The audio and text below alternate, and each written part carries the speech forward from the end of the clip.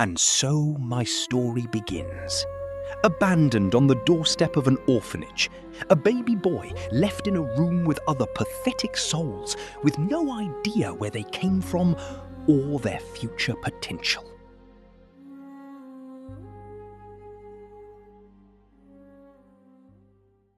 Barry Smith and his team are working for a secret government agency. They are struggling to understand the strange readings and chronoton energy surges that pulse in 4-beat intervals.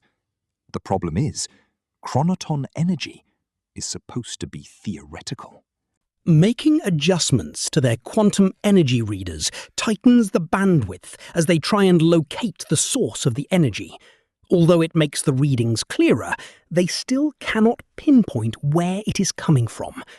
Somewhere within a 100-kilometre radius, the mountains and valleys echo the readings back and forward. Annabelle is trying hard to make sense of it all, but her theoretical wormhole keeps collapsing. It was fine yesterday, and now some new energy source has been introduced. UNIT had been aware of Artron energy for some time now, but they had not discovered any in decades. Rumour had it that they had unearthed some kind of alien device, but they couldn't get it to work.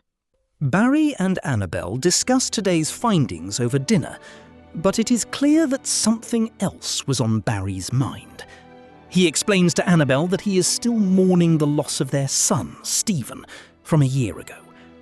Annabelle does her best to comfort Barry before suggesting that they look into adoption.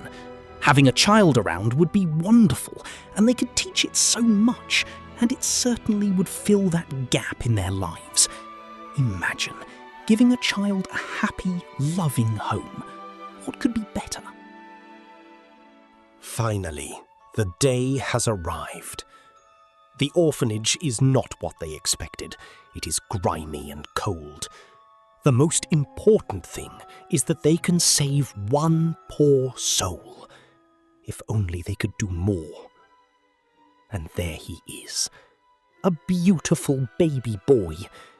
He is so bright and cheerful. How could anyone have abandoned him? Sonia suggests a modern name. How about Tyler? Barry and Annabelle smile. No, we are going traditional. Barry's dad was called John, so we are going with that. A good, strong name.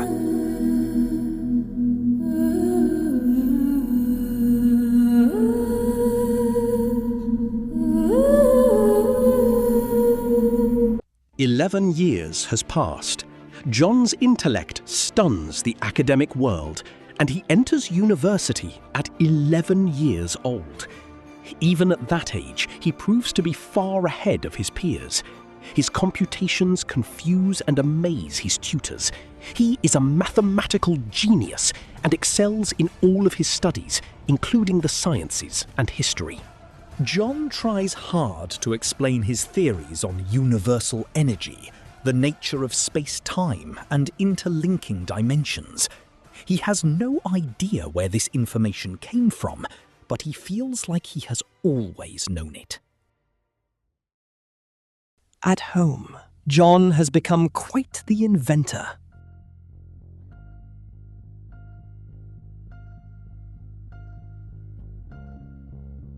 A walk on the moors. John knew the safe routes, but today decided to explore further afield. The cave was eerie and dark. Would John go inside?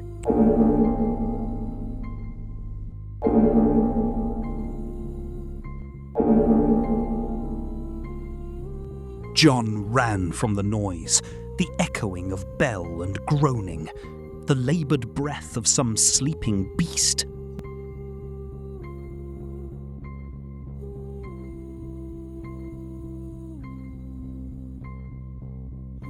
Taking refuge in an outbuilding, he bolted the door.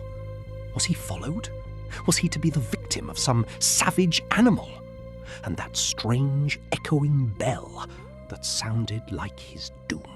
Barry and Annabelle arrive home to find John anxious to see them. John explains about the cave. Annabelle and Barry recall the legends, the beast within the cave, trapped for all time, and how it rings its bell to warn others of the trap.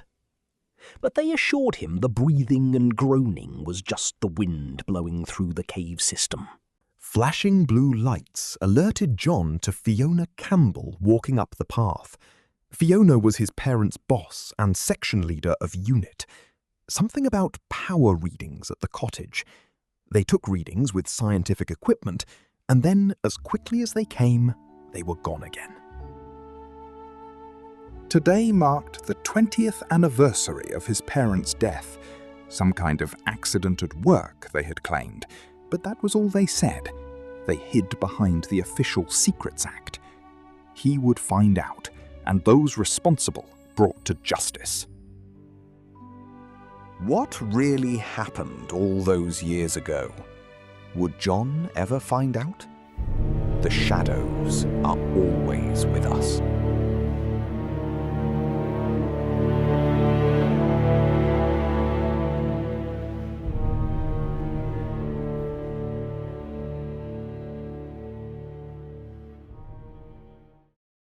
John hadn't slept in days. The constant, repeated drumming in his head, always the same 4 beats. Dum-dum-dum-dum, dum-dum-dum-dum, like some strange heartbeat. And something was calling him.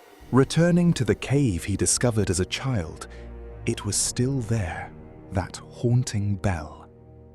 He followed the sound. This time, he would not run.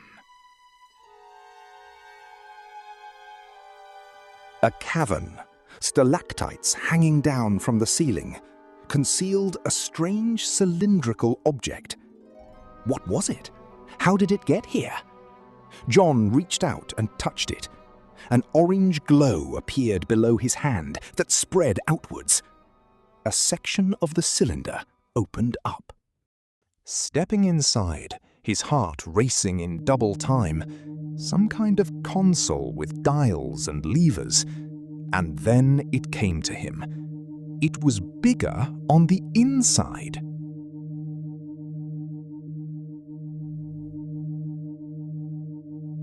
Before he could even consider that, a lever moved down on the console, the door panel closed shut, and the light in the middle of the console slowly rose up and down.